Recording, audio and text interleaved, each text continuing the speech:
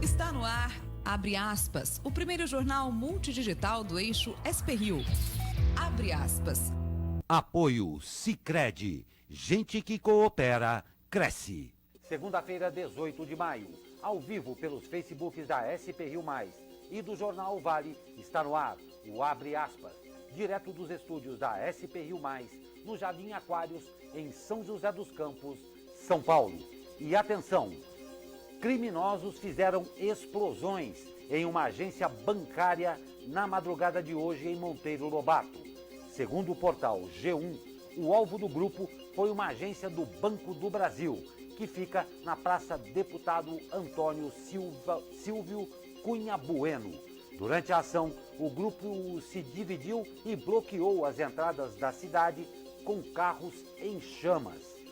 Na fuga, os criminosos abandonaram explosivos no local. A rodovia SP-50 permanece interditada. Não há informações se os criminosos conseguiram levar dinheiro do banco. Até às 7h30 da manhã, a polícia militar seguia no local. Ninguém foi preso. E você confere também nesta edição. Brasil tem mais de 240 mil casos e mais 16 mil mortes por coronavírus. Em um mês, São José dos Campos tem aumento de 700% no número de mortes. Prefeito de Guaratinguetá promete apresentar estudos para embasar o uso de cloroquina em pacientes. Paulo Marinho afirma que Flávio Bolsonaro recebeu informações da Polícia Federal sobre operações durante as eleições de 2018. Tudo isso e muito mais logo após o comercial na edição de hoje do Abre Aspas. Fique com a gente.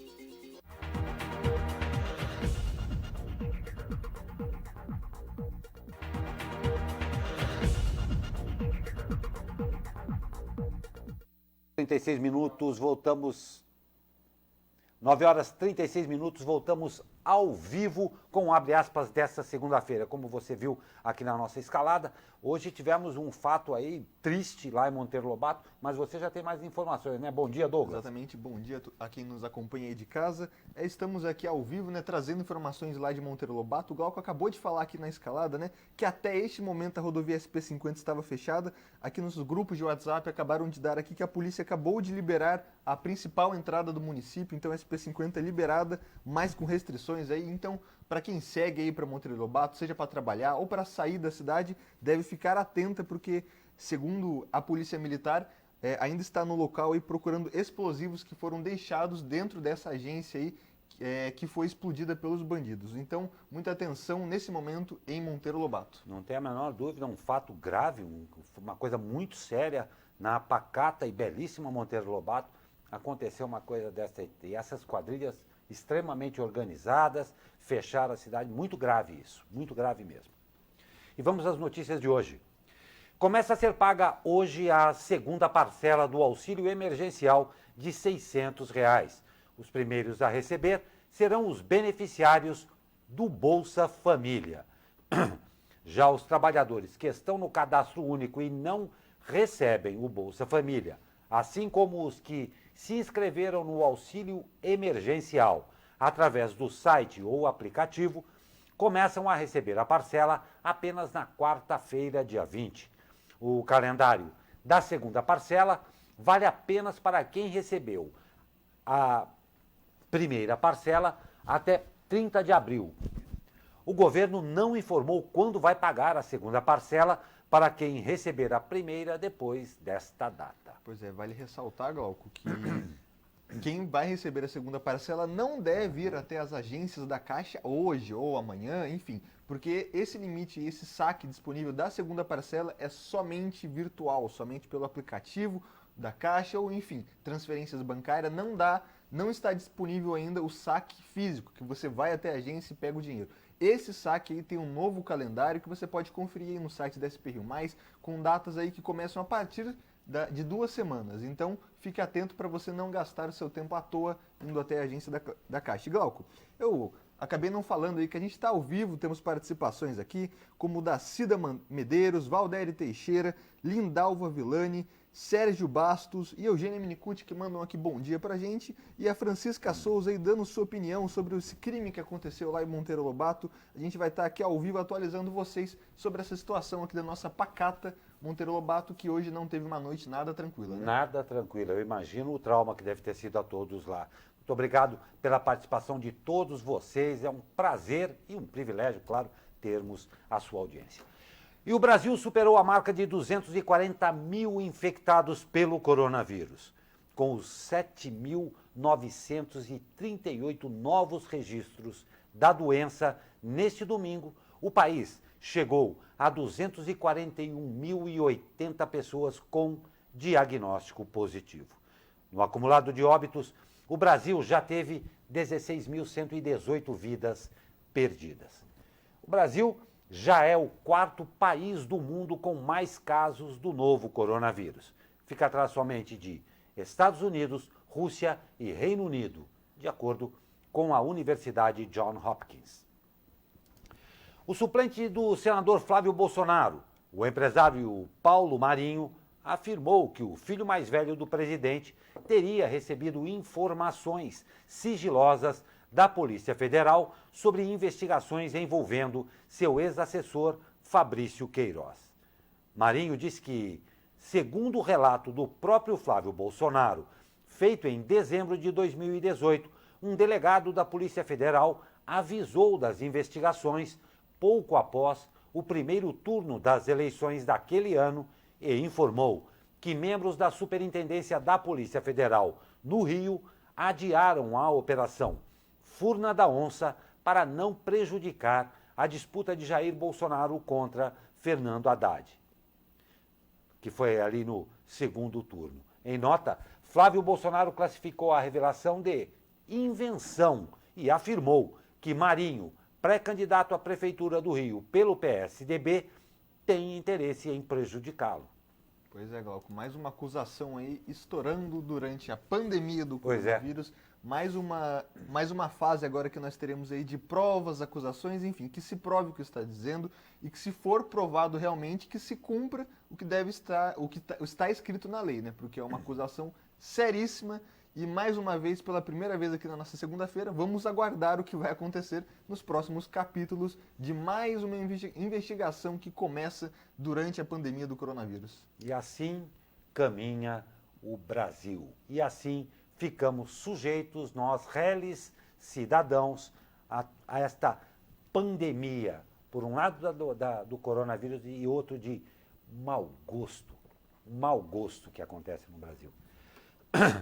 A Procuradoria-Geral da República pediu que a Polícia Federal colhe o depoimento do empresário Paulo Marinho no âmbito do inquérito no Supremo Tribunal Federal, que apura se o presidente Jair Bolsonaro tentou interferir na Polícia Federal. No pedido, o procurador João Paulo Lordelo Guimarães Tavares também requer que a PF colha o depoimento de Miguel Ângelo Braga Grilo, chefe de gabinete de Flávio. Ele solicitou ainda, em meio digital, a cópia integral do inquérito da PF que apurou supostos vazamentos relacionados à Operação Furna da Onça. Com a repercussão do relato, Marinho solicitou proteção policial para ele e família no Rio de Janeiro. O empresário ainda agradeceu as manifestações de apoio que recebeu e explicou os motivos que o levaram a fazer revelações neste momento. Abre aspas. Após as denúncias do ex-ministro Sérgio Moro, considerei a necessidade de dar publicidade às informações que podem colaborar com as investigações sobre a tentativa de interferência na Polícia Federal, publicou Marinho. Pois é, Glauco, mais um caso aí que vamos ter que esperar, infelizmente. Mais um caso, né? E, Glauco, aqui alguns comentários na nossa live. A Lindalva Villani comenta aqui: meu marido é do cadastro único e até agora não recebeu nem saiu do análise falando do auxílio emergencial. Lindalva, as informações oficiais aqui do governo é de que quem está no cadastro único não precisa se cadastrar no aplicativo. Então você deve aí procurar as orientações, ligar para os telefones aqui de São José dos Campos, como por exemplo CREAS ou CRAS, que vão te trazer essa informação com mais precisão. E para quem está no cadastro, se inscrevendo no auxílio emergencial e que tem aquele em análise que nunca sai, a informação oficial do governo é que você deve atualizar o seu aplicativo e refazer o cadastro. Se ainda der em análise é porque realmente ainda está analisando, mas as informações oficiais são essas. Atualize o aplicativo, refaça o cadastro para ver aí se mudou ou não alguma coisa. E como bom brasileiro, continue tendo muita calma e esperança. Isso é importante também. E o presidente Jair Bolsonaro provocou nova aglomeração ao participar de uma manifestação neste domingo. Antes da chegada de Bolsonaro ao protesto, seguranças da presidência pediram aos manifestantes a retirada de faixas contra o Congresso e o STF. Uma delas chamava os dois órgãos de sabotadores e pedia uma nova Constituição. Em transmissão ao vivo por uma rede social, Bolsonaro pediu aos manifestantes que não usassem palavras de ordem antidemocráticas, como em atos anteriores. Pelo menos 11 ministros estavam acompanhando Bolsonaro. O presidente acompanhou a manifestação do alto da rampa do Planalto. E o rodízio tradicional voltou a vigorar na manhã de hoje em São Paulo. Com o novo decreto, o rodízio volta a restringir a circulação de veículos de acordo com o número final da placa e o dia da semana, apenas no centro expandido e nos horários de pico, como já era realizado anteriormente. Hoje, carros com as placas final 1 e 2 não podem circular no centro expandido da cidade das 7 às 10 da manhã e depois das 17 às 20 horas. O prefeito Bruno Covas anunciou neste domingo que o rodízio ampliado e mais restritivo não surtiu efeito no índice aí de isolamento da cidade, que se manteve abaixo do esperado pela gestão municipal. Pois é, Glauco. É assim, os governantes têm ideias, as divulgam, a comunidade questionou amplamente essa ideia, foi muito questionada, muita gente disse, inclusive embasado com estudos, que não ia dar certo, mesmo assim o prefeito Bruno Covas resolveu fazer esse rodízio aí muito seletivo. Bom, pelo menos ele voltou atrás aí, não foi cabeça dura de manter o rodízio, mesmo não surtindo efeito no isolamento, mas a gente perdeu com certeza aí uma semana de outras medidas que poderiam estar sendo adotadas para aumentar o isolamento seletivo. Enfim, aguardemos. Que é grave em São Paulo. Que é grave em São Paulo. Temos aqui mais comentários, né? O Luiz Luizão, como sempre manda mensagem aqui pra gente, fala: bom dia, vai dar tudo certo. Temos que ter fé. Luiz Luizão lá de Cruzeiro, abraços, Luiz. Assim como a Verônica que comenta aqui nossa live e a Lu Gracia que manda aqui. Este é o Brasil. Realmente, este é o Brasil. Quem falou foi a Lu? Lu. Lu, concordo em número, gênero e grau com você. E esse daqui é mais um daqueles momentos e daqueles atos em que a gente vê o enorme distanciamento, em alguns casos, que existe dos nossos políticos e governantes de uma realidade uma realidade explícita. É terrível. As determinações são passadas ao povo, são impostas por leis e decretos, quando na verdade o que acaba se notando é que não houve nenhum estudo, na verdade, para que aquilo fosse feito de fato e de verdade. Nós vamos a um rápido comercial e já voltamos com mais notícias, claro, pedindo para que você fique com a gente. Até já.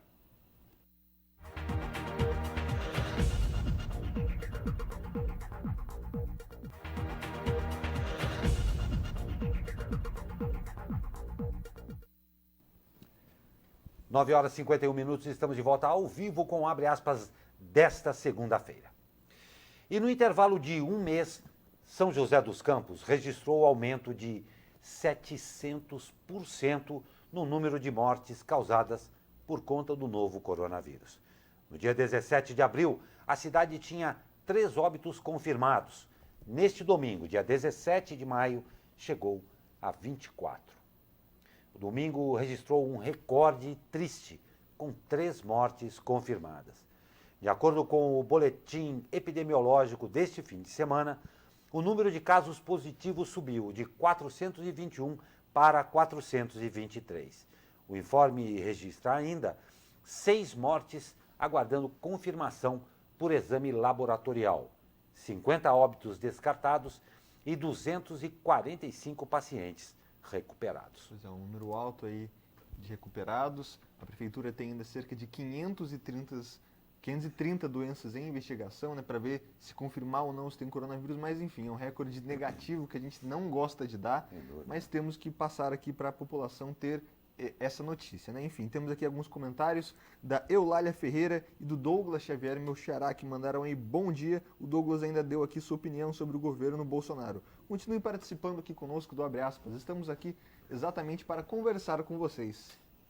Pois é, e olha só, gente, a comunidade joseense sofreu a perda de 2 exemplos de trabalho e dedicação neste fim de semana. Pessoas, não apenas números. A recepcionista Maiara Morena de Souza Rodrigues, que atuava na unidade de pronto atendimento do Putim, morreu por Covid-19 neste sábado. Maiara tinha 30 anos e foi internada na última segunda-feira com sintomas da doença. Segundo a prefeitura, ela apresentava histórico de comorbidades. Perdão. Maiara trabalhava há mais de 5 anos na UPA do Putim. Produzia laços e tiaras para crianças e há 3 anos era casada com Thales. O marido lembra que Maiara era uma pessoa querida por todos, no trabalho ou na família. O Sindicato dos Servidores de São José dos Campos lamentou a morte de Maiara. Se solidarizou com a família e alertou para a necessidade de proteger os profissionais que atuam na saúde. Outro óbito causado pelo coronavírus em São José neste final de semana foi o de Edson Ribeiro da Silva, de 58 anos.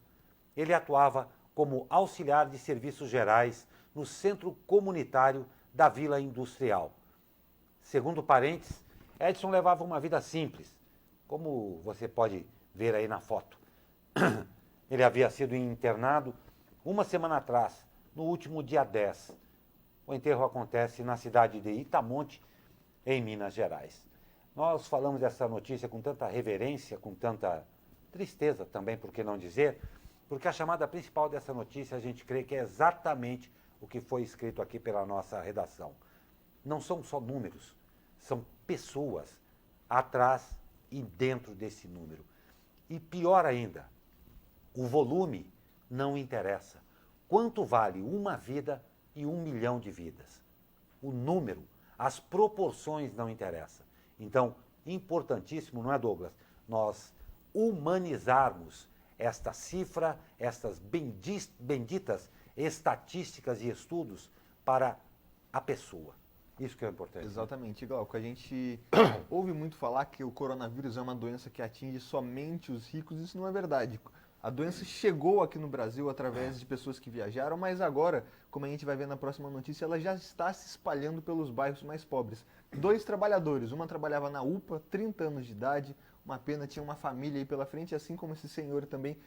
Trabalhadores, gente humilde, gente como a gente, que enfim, os números às vezes chegam, né, e as pessoas não se dão conta, fala, isso é um número, mas não, são pessoas simples, que tinham uma vida inteira pela frente e que a doença, infelizmente, ceifou aí. Não tem a menor dúvida, uma última observação, não me levem a mal. É importante a gente humanizar esses números para que aquelas pessoas, algumas bem hipócritas, que insistem em continuar falando de como é evoluído e de como tudo está bom porque ela permanece em casa, essas pessoas, como o Douglas falou, estavam trabalhando. Pessoas que não podiam se dar ao luxo de ficar em casa e pedir comida pelo iFood, entendeu? Então, respeito, integridade, dignidade nos comentários, principalmente no pensamento. Uma oração, um bom sentimento por essas pessoas que, a despeito de tudo, saem bravamente todos os dias e vão trabalhar, às vezes, para que você possa, hipocritamente, fazer comentários desastrosos sobre como essas pessoas não têm consciência social. Tá? Então, vamos prestar atenção e humanizar as estatísticas. A região oeste de São José dos Campos concentra o maior número de casos de coronavírus até agora, de acordo com dados atualizados na última sexta-feira pela Prefeitura. O mapa é de autoria do nosso comentarista convidado, o cientista social Leandro Besseneri, e mostra aí a disseminação de casos na cidade, que, apesar de ter a região oeste com o maior número de infectados, registra crescimento na região sul.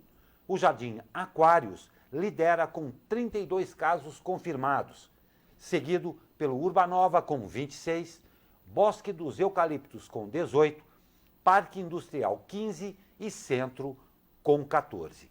A região sul concentra hoje o segundo maior número de casos na cidade, 69 no total. Pois é, Glauco, que esse mapa aí feito pelo Leandro, nosso comentarista aqui de segunda-feira, que em função, inclusive aí do coronavírus, não está podendo vir aqui conversar com a gente, mostra um detalhe interessante. Você está vendo aí o mapa do dia 17, pode passar para o próximo, Pedro. Aí você vai vendo como eles vai saindo das regiões mais ricas da cidade e se alastrando para as outras áreas da cidade. Chegando no dia 30 aí já com o Bosque como um dos bairros mais afetados na região sul, e aí vai indo até que a gente chega agora no último mapa do dia 15, eu vou pedir para o Pedro deixar, olha como que interessante, Glauco. Todos esses mapas aí mostram, no mínimo, os que estão em amarelinho aí, os bairros que têm já um caso registrado, chegando aí até o máximo de 32 ali no Jardim Aquários. Mas olha que interessante como ele já está amplamente disseminado pela cidade, inclusive pela região sul aqui da cidade, que como a gente frisou, já passa a ser aí uma das regiões mais atingidas, região sul essa, que é a região que mais tem habitantes na cidade. Então, muito importante a gente se atentar e ligar as duas notícias, porque a gente acabou de falar de 2 trabalhadores que morreram. Exatamente. Então, muitas vezes a gente vai pensando que é uma doença de gente rica, mas não. Em todos os bairros, inclusive nos bairros mais ricos, existem trabalhadores que não podem parar de trabalhar. E com isso eles acabam levando a doença para casa, infelizmente algumas vezes até perdendo a vida. Então vamos ficar atentos que essa doença não é brincadeira, essa doença mata pessoas que trabalham. Então, infelizmente aí a gente traz as notícias que a gente não queria dar, mas que são importantes para informar a população. Tem a menor dúvida, muito triste. E o prefeito de Guaratinguetá, Marcos Soliva, do PSB, vai apresentar hoje estudos que foram usados como base para a determinação de que o município adote o uso da hidroxicloroquina no combate ao coronavírus. O governo municipal anunciou na sexta-feira o início do protocolo para uso do polêmico medicamento que será utilizado em pacientes que estejam na primeira fase da doença. O anúncio é feito em meio a contestações científicas em torno do medicamento, já que sua eficácia não é comprovada a pacientes pelos principais órgãos mundiais de saúde. Em entrevista ao jornal O Vale, Soliva disse, abre aspas, estudos demonstram que a eficácia é aplicar entre o 2º e 4º dia de contaminação, nessa fase inicial. A partir daí, começa a ficar mais complicado, disse.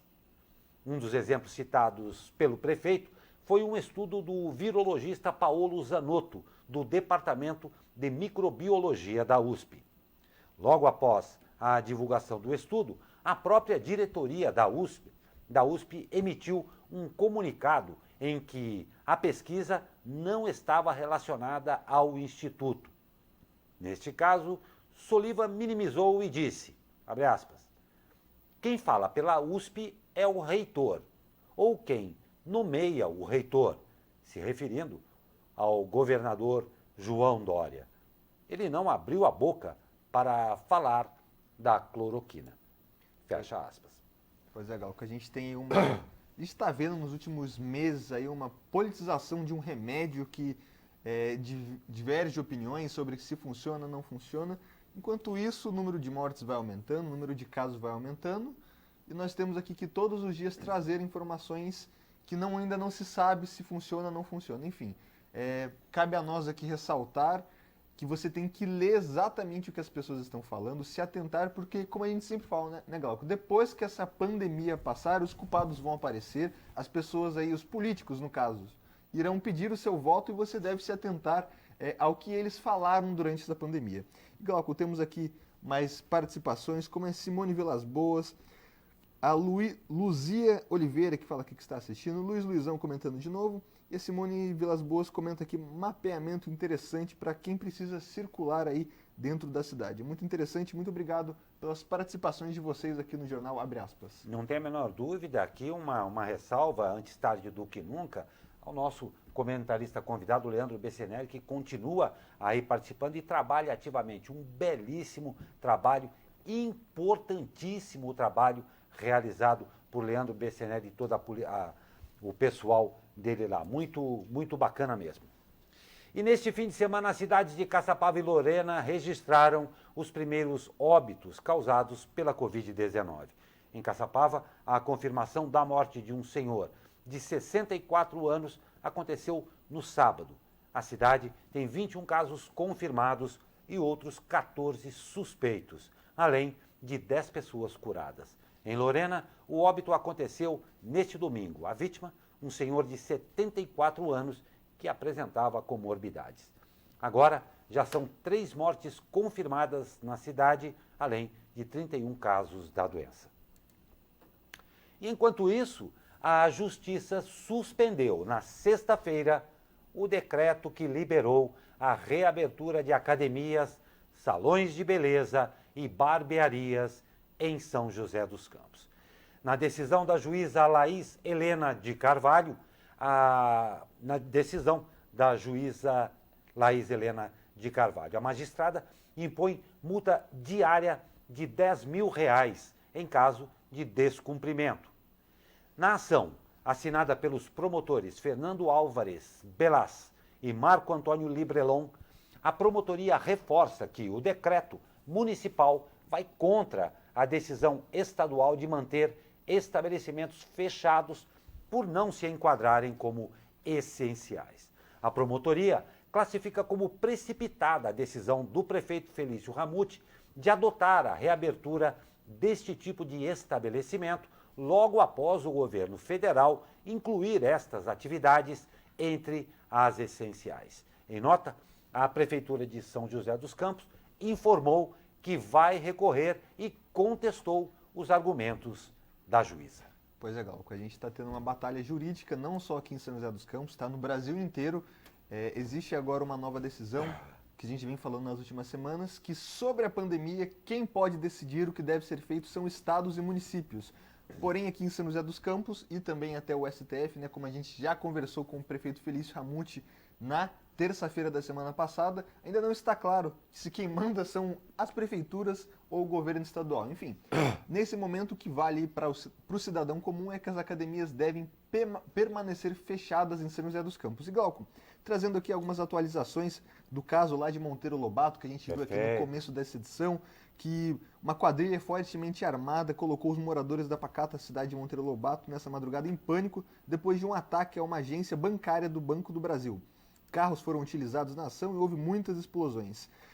A rodovia SP-50 nesse momento está liberada, a polícia já atua fortemente lá com várias viaturas, o helicóptero Águia, na busca aí pelos criminosos. Existem relatos, não há confirmação oficial, mas existem relatos aí de moradores da cidade que a polícia interditou as ruas próximas à agência e fala-se em supostos explosivos deixados dentro da agência. Essa informação não é oficial ainda, são relatos de moradores, mas a gente já ressalta aqui que Monteiro Lobato está tendo uma madrugada e uma manhã completamente diferente da tranquilidade que a cidade geralmente tem, né? Então, para quem vai passar para o Monteiro Lobato nesse momento, seja para sair ou apenas como transição, vale a ressalva que a rodovia SP-50 está liberada, mas com um trânsito intenso, exatamente pela movimentação policial no local.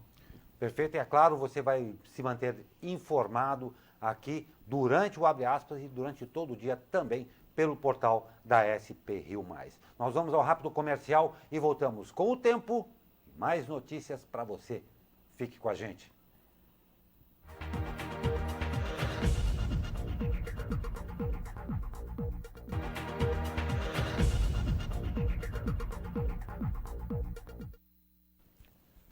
Dez horas, 8 minutos, estamos de volta com Abre Aspas desta segunda-feira. E vamos saber, parece que o inverninho está querendo pôr suas pequenas patinhas geladas em nossas vidas.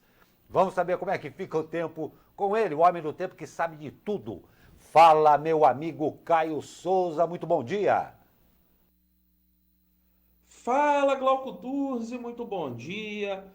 Uma massa de ar seco vai influenciar as condições do tempo ao longo de toda a semana aqui na nossa região. O dia começa com céu mais nublado em diversas localidades, mas essa não será a retórica do dia. Nós teremos aí céu com poucas nuvens, bastante sol e umidade relativa do ar baixa no período da tarde. As temperaturas deverão chegar aí na casa dos 25 graus no Vale do Paraíba, 24 em São Paulo, 25 também no litoral e 20 na Serra da Mantiqueira. Não temos previsão de chuva. E como eu havia falado, né, essas condições do tempo devem se estender aí pelo menos até a próxima sexta-feira. Lá no sábado, a passagem de uma nova frente fria deverá mudar as condições novamente. Caio Souza, direto da sala de operações do Tempo Vale, para o jornal Abre Aspas. Muito obrigado, Caio Souza, um grande abraço, uma ótima semana a você e todo mundo aí do Tempo Vale. E a Receita Federal lançou o aplicativo CPF Digital. O app foi desenvolvido pelo Serviço Federal de Processamento de Dados, o famoso SERPRO, e já está disponível para download na Google Play e App Store.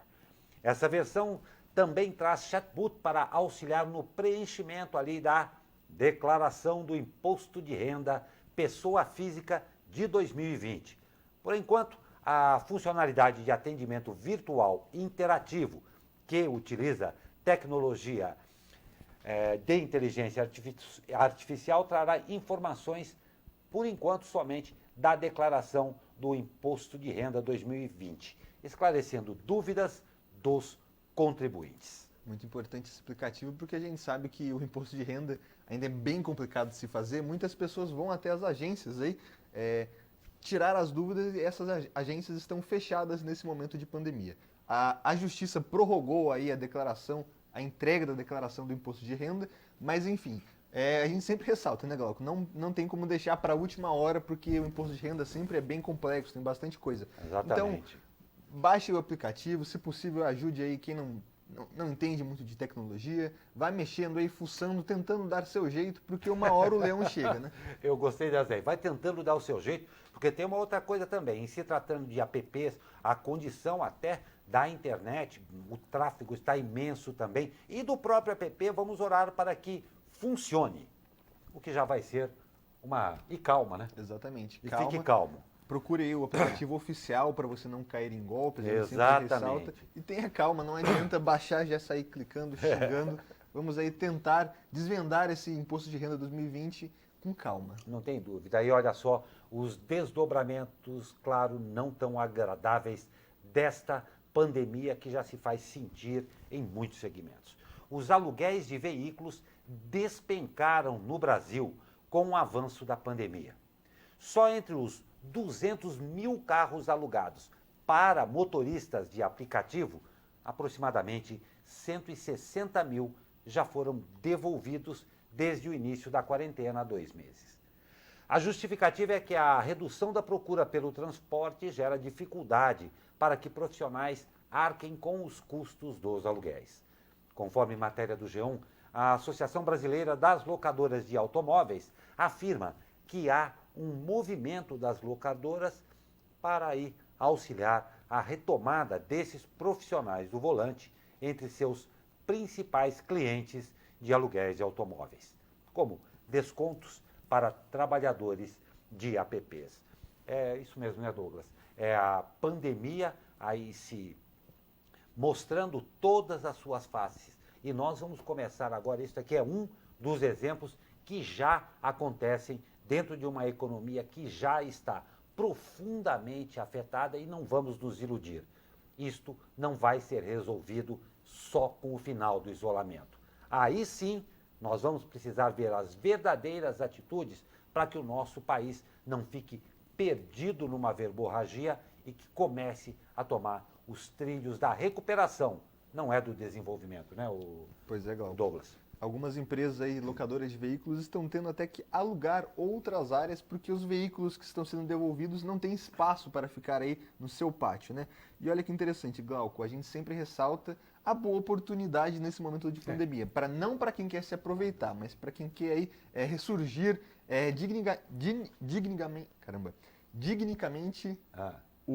dignamente, exatamente, nesse momento de pandemia. Um exemplo, o preço de locação de veículos foi reduzido à metade. Exatamente. Então, para você que quer alugar um carro, seja para trabalhar ou para o seu próprio momento aí também, já tem gente oferecendo carro, locadoras, por até R$10 para quem for devolver o veículo. Olha só. Então, a gente sempre tenta trazer o lado positivo da notícia para que você aí tenha um otimismo e um planejamento, principalmente nesse momento de pandemia. Perfeito, Douglas. Agora você falou uma coisa que é imprescindível para todo mundo. Independente de como vai ser, e a história não vai ser fácil, é imprescindível que todos comecemos já, a partir de agora, a partir de ontem, a nos planejar para a saída disso daqui.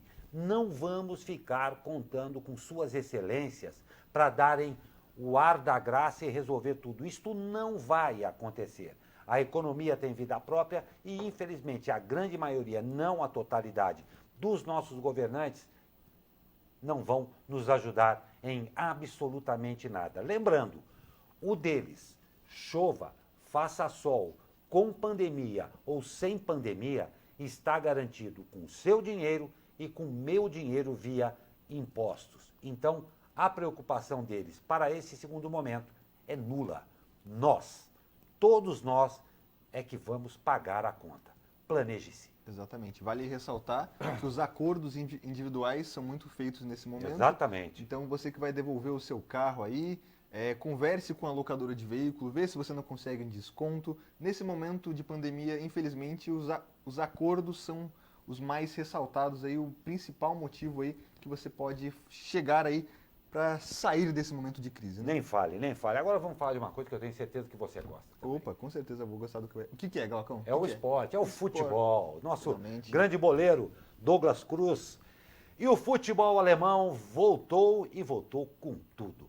Após 2 meses de paralisação por conta da pandemia, o que mais a gente fala aqui, a Bundesliga recomeçou neste sábado pela 26ª rodada. E olha só, em casa, sem a presença da torcida, o vice-líder Borussia Dortmund goleou o arquirrival, eu adoro essa palavra, o arquirrival Schalke 04. É exatamente esse o nome só, dele mesmo. Schalke 04. E sabe qual foi o placar?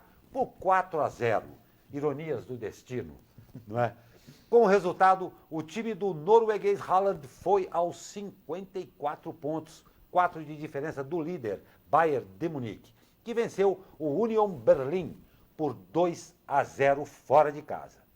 Além dos 2 jogos, no sábado à tarde, o Borussia Mönchengladbach venceu o Eintracht Frankfurt por 3-1 fora de casa. E no domingo de manhã, o Colônia empatou em casa por 2-2 contra o Mainz, após abrir 2-0 de vantagem. A rodada 27 vai acontecer na próxima semana, nos dias 22, 23 e 24. Fiquei até empolgado aqui, porque é bom a gente voltar a falar de esporte, exatamente, né, Douglas? Muitas pessoas aí que não são profundas conhecedoras do campeonato alemão, nesse fim de semana assistiram jogos, teve até brincadeiras aí nas redes sociais, relacionando os times alemães aos brasileiros, falando que foi um jogo de Criciúma contra Bragantino, pelas cores aí, mas enfim, muito legal essa volta do futebol. Vale ressaltar que o campeonato alemão é um dos grandes campeonatos do mundo, é o único que voltou aí com essa pandemia e infelizmente a gente traz essa tendência dos portões fechados, né? Os jogos são diferentes, você consegue ouvir tudo, o técnico xingando, a batida da bola, enfim. Novas experiências no mundo pós-pandemia, né? Não tem dúvida, mas assim como você e tantos outros amantes do nobre esporte bretão, o simples fato de poder acompanhar uma partida de futebol já deu um alento, né, Douglas? E é interessante que o futebol nunca perdoa, né? O Schalke 04 perdendo de 4-0, exatamente. O futebol tem disso, né? Uma caixinha de surpresas. Uma caixinha de surpresas e o melhor de tudo são os trocadilhos. Não tem a menor dúvida. Que bacana isso daí. E olha só, a Basílica de São Pedro, no Vaticano, fechada desde 10 de março, reabriu ao público hoje, com medidas, claro, de precaução por causa da pandemia. Conforme em matéria do G1, numerosos policiais observam o fluxo de visitantes que precisam estar com máscaras e respeitando, claro, a distância de 2 metros um dos outros para entrar na igreja. Na entrada, todos passam por medição de temperatura e precisam desinfetar as mãos. Essa notícia também é bem bacana. Um primata nativo do Amazonas, cuja espécie está em perigo crítico de extinção, nasceu no início deste mês no Jardim Zoológico de Brasília. O filhote de sauim dicoleira, também conhecido por Saguinus bicolor, foi o segundo caso de reprodução em cativeiro da espécie assistida aí pela instituição em Brasília. De acordo com o diretor de mamíferos do Zoológico de Brasília, Felipe Reis, o sexo do filhote ainda é desconhecido, já que, em função da fragilidade do recém-nascido e, claro, pensando na preservação da espécie, os técnicos da instituição ainda não manejaram o pequeno animal. Quando completar 3 meses e tiver independência dos pais, os biólogos vão examiná-lo para identificar o sexo do filhote. Que coisa bacana, né, Douglas? Pois é, muito legal a nossa fauna e flora aí.